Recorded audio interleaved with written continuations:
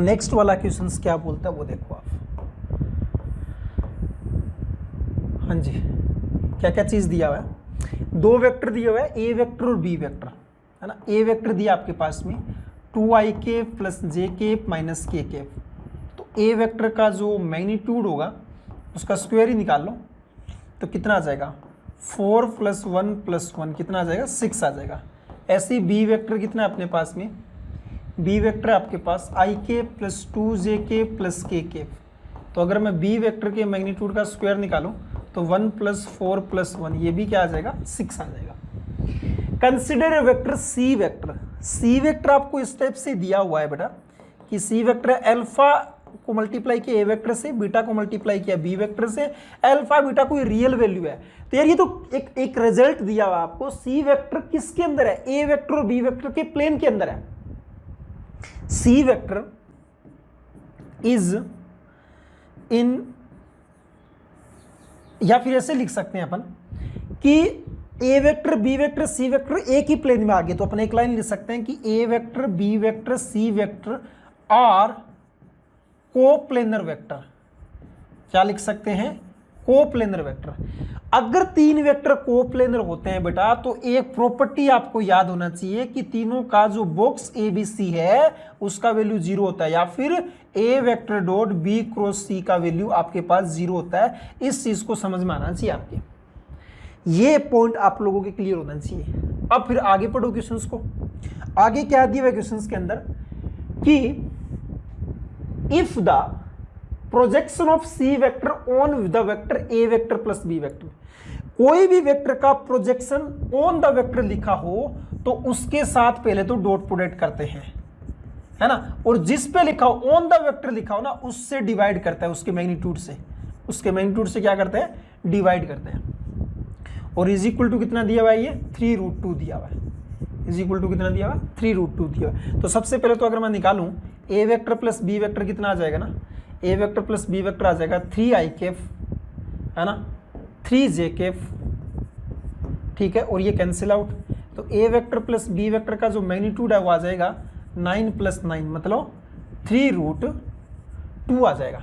कितना आ जाएगा 3√2। तो इसका मतलब सी वेक्टर को क्या लिख सकते हैं अपन, alpha A vector plus beta B vector dot में A vector plus B vector is equal to 3√2 × 3√2, 9 × में 2 मतलब ये तो 18 आ गया। कितना आ गया 18 आ गया। अब मल्टीप्लाई कर दो आप, alpha A vector dot A vector, alpha A vector dot B vector और beta A vector dot B vector, beta B vector dot B vector is equal to 18। यार ये तो सबको पता है A vector dot A vector क्या होता है, ए वेक्टर के मैग्नीट्यूड का स्क्वायर, जो पहले लिख रखा है 6, तो यह आ जाएगा 6 अल्फा।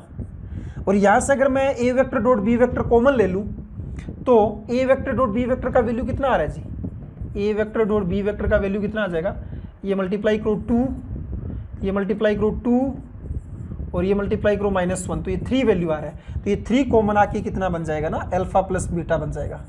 और यहाँ पे B vector dot B vector का वैल्यू कितना होगा, बी वेक्टर के मैग्नीट्यूड का स्क्वायर कितना 6, तो ये 6 बीटा इज इक्वल टू 18। तो यहाँ पे तो कितना आ जाएगा ना, ये अगर अल्फा प्लस बीटा कॉमन ले तो यहाँ पे 6 + 3 9, तो ये 2 आ जाएगा।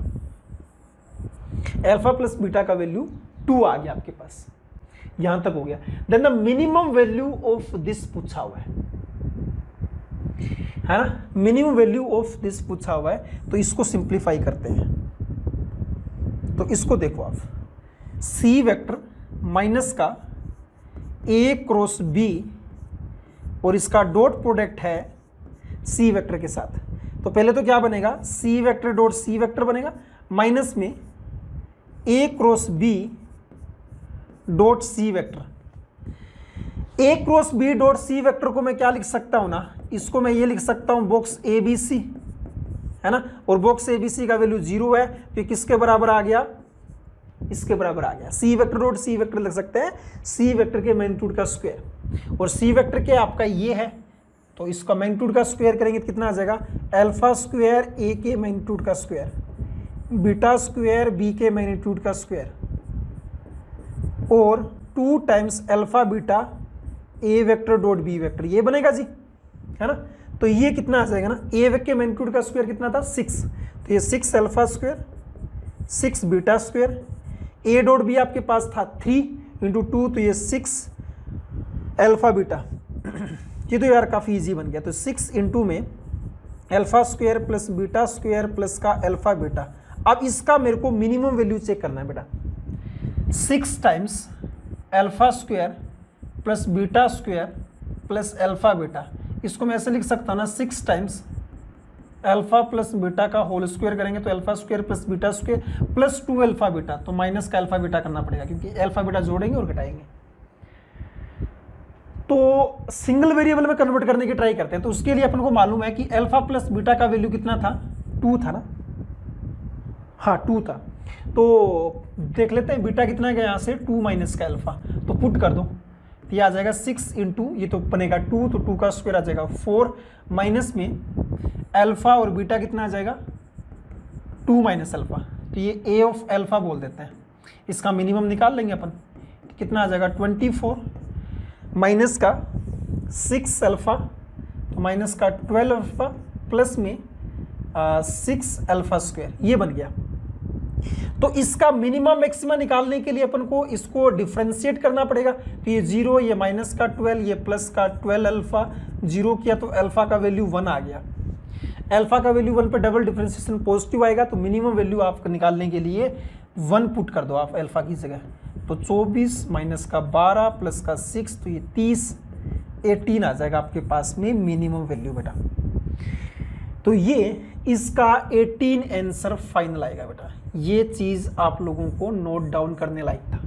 बस इसमें ये ज़रा कंडीशन दिया था, उससे आपने ये कोप्लेनर लिख दिया, बाकी तो नॉर्मल कैलकुलेशन है बेटा। मतलब इजी की कैटेगरी में रख सकता हूँ मैं इस क्वेश्चंस को, बनाने लायक था क्वेश्चंस ये सब के सब। तो नोट डाउन कर लो जी। हाँ जी, अगले वाले क्वेश्चंस पे चलते हैं।